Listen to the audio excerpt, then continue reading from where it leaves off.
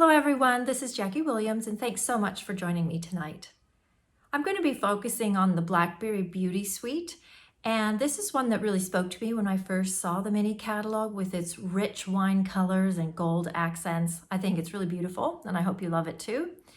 Now tonight, instead of doing one project from start to finish, I'm going to show you quite a few samples, and I'll just stop and show you some processes and techniques on a few of them as we go along. Now, if you have any questions or I'm not clear about something or something that I didn't go over, please feel free to leave those. I do always appreciate questions and I appreciate comments, so leave those too. I would love that. So let's get started. So this is the BlackBerry Beauty Suite. It's gorgeous, isn't it? And you see we've got a beautiful stamp set, and this one is red rubber, and it is a distinctive stamp. So these images stamp out with great detail, and I love the font on these words. I hope you like those too. And then we've got the dies that you can see there. We've got outline dies that go around some of the stamped images, and then some beautiful leaf dies, including this great big one that can be used as a background or cut into pieces for smaller leaves. So I'll show you some things with that later. And then we've got that beautiful gold metallic ribbon. So this is a good one for, say, weddings and Christmas even. And this pack actually comes with an ephemera pack. So you've got a couple sheets of each of these, and I know they look a little bit weird with the outline, but when you pop those out, it's just a nice thin gold detail, and then you've got these beautiful printed tags, and then the colored images, and some more tags and labels over here and frames. And then there's also the shimmery gold vellum, and this, obviously, it's got a little bit of a shimmer on it, and it's quite beautiful for stamping or for layering. And then the star of the show, in my opinion, are these beautiful, beautiful papers. We just love these colors, and one side has got the gold metallic foil accents. We've got these beautiful, rich colors in here. Now this one, I'll just point out because we will use it later. This is what I would call a border print, where you have borders on each side. So you obviously wouldn't use the paper like this as a whole. It would be cut into sections and then, or use this as a border on a scrapbook page or in a greeting card. Okay, the first thing I want to show you is a little technique called the thumping technique. It's one that I haven't used for quite some time, and you need markers for this one. So initially you can ink up your stamp with a light colored ink pad, or you can use your markers. So I'm just going to ink this up. I found it actually worked a little bit better just with the markers, but you could use an ink pad provided it was quite a light color. And then you're just going to take your second or even third color and ink that up with the side of your marker, and you can either just kind of thump it in there like this, or you can even just kind of brush a little bit of color in there, so you get a nice mix of the colors. It's just important that you do your light color first and then your darker color, so that you don't end up with muddying up your markers. And then when you stamp it down, you'll get this beautiful multicolored look, but quite almost like tie-dyed sort of looking, rather than, you know, certain words or certain colors. I just love how this looks. And here's a finished sample where I use that technique. Actually, I've got a couple of samples here. And even when I die cut this out, it kind of cut off some of the words, but I was using it more like an image rather than actual words to read, although you can read it. I wasn't too worried that they were cut off, but I just love how all the colors are brought in there together. And just as a side note, this is using that Merriest Moments embossing folder, which works really well with these papers too. Then the second tip I want to show you is actually using that border paper that I showed you a few moments ago. So I've cut this to be a little bit smaller than a card front. And we're actually just going to use our trimmer. You could just use this as a card front as is, but just to make it that little bit more interesting, you could go ahead and slice it up. So I work in inches, so I'm just going to slice it at 1 inch. And then I'm going to turn this on its side and slice that 1 inch. Then you'll need to have a mat. So the mat needs to be the size of whatever you want your card front to be. And we're just going to go ahead and piece these back on, but I'm going to leave gaps in between the pieces. So you'll be able to see that color underneath. You could even do this on top of a foil.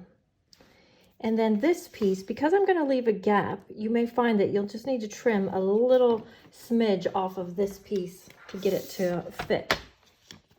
See, because this piece doesn't have a gap in it and this piece would, so it ends up that this one needs to be just a little bit smaller. And someone asked me recently how you cut off tiny, tiny pieces. Now with our Stampin' Up! Trimmer, you have a cutting guide virtually all across this top here. There's just a tiny gap right there. So you just need to make sure this is up flat against that. It's actually not a cutting guide. Well, it's just that area up there to make sure that your paper is flat. Now, when you put your pieces back on your mat, just make sure that your images all line back up together, even though you're leaving some little gaps in between. So something like this. And because this is so neutral, you could kind of pair that with almost any color. So I've done another version here, and I've done it with vanilla and early espresso, and then I've just used some of the designer series papers and the ribbon and some of the brushed metallic gems to bring out all of those colors and the gold. Next, I want to show you a little project and a technique using that really large leaf die. Isn't that pretty? And you could do this out of printed paper or colored paper. Now, I've just cut that out with thick very vanilla because I want to blend on some ink colors with this. So I'm going to start with Bumblebee, and I'm not going to be too careful at this point because I want it to have like an autumn look, so it's a little bit mottled, and I'm going to put several layers of colors on here anyway. And then I'm going to add a little bit of mint macaron. And I think I want the green more in through the middle. Then I'm going to do a little bit of cinnamon cider.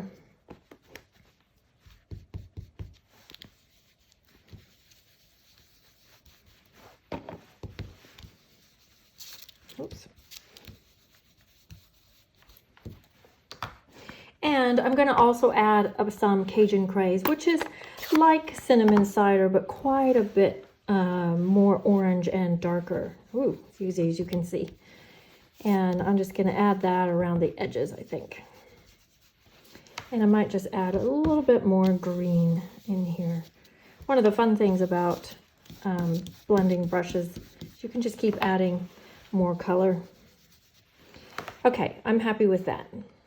Now, the next thing I want to do is add some gold leaf to this. Now, if you don't have gold leaf, you could also use gold embossing powder. It gives a different look, but it would at least add some gold. So I'm actually going to use one of the, as I would call that, it's not a leaf, but just, I guess, plant stamps from the stamp set.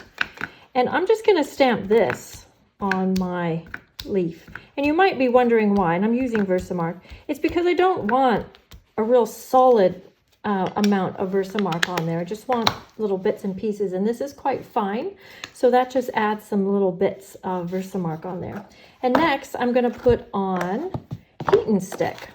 Now, I did do a video all about Heat and Stick and gold leaf, but we'll just do some quickly here tonight. So I'm adding Heat and Stick, and then when I heat that with the heat tool, the main thing to know, just move that out of the way, is to only heat it until that powder goes from kind of powdery white to clear, but to not keep the heat tool on there any longer than that. So just heat it till it melts and no more. Now, once that has melted, it is now sticky, hence the name Heat and Stick. You heat it up and it becomes sticky. So that also then makes sense that if it's overheated, it kind of dries it out and it's no longer sticky. Then we're going to put it in our gold leaf, as you can see. And you'll, of course, want to have that in a big container because it is quite flies away quite easily. And then you just want something in that container to brush away the excess. So only the gold leaf that is sticking to that heat and stick remains. And there we go. And I think this has turned out quite beautifully. And you can try that in some different colors and maybe even some different metallic accents. And then the card that I made with that, I did use the craft paper. Now this comes in a 6x6, so it might be one easy to overlook, but I just like that rich brown neutral color. And this is the finished sample that I made with that leaf. And then I made a couple more single leaves using exactly the same process and put those up on dimensionals. So I hope you like that one. Now I have a few other samples I want to share with you. So these are some more. These actually went with these ones. I did like a one sheet wonder with my customer group over World Card Making Day, and that was fun. And this was one of the samples that I made. So nice and warm projects. And this one was made by my friend Karen Hadler. And this is that same big leaf that I used in the background, but this time it's been inked instead of with ink with those chalk pastels, which we'll look at some more again. And then this one's also made by Karen Hadler, and it's a simple design but quite effective, just using some strips of designer series paper and then stamping your images in colors and using your blending brush with the third color to just do like an ombre look through the bottom. And then you can see how beautifully that bird stamps out. And then here is another one that I did in an online class that I taught last month in September. And this was fun. This is actually fairly easy to achieve. And this project should be up on my blog now. And it's basically just using your blending brushes and a Post-it note or some sort of a mask to create those lines. And again, you can see that beautiful bird in there. And this is that gold vellum here peeking out underneath our label. And last, this is another one that I did, just making kind of a peekaboo card with just that single larger leaf and using some strips of designer series paper. And this one is actually one of the tutorials. I'm offering a 12 tutorial pack. It's 12 videos with written measurements and supply list and photographs of 12 projects done by the All-Stars team, which I am part of. And that is actually free during October when you place an order with me of $50 of New Zealand or more. Or you can go to my my blog and just purchase the tutorials if you would rather. So there you go. I hope you've enjoyed that and are feeling inspired and will try some new techniques. Thanks again for being here with me tonight. If you have any questions or comments, please leave them below. And I will see you next week, 7 o'clock on Facebook or on YouTube. Bye-bye.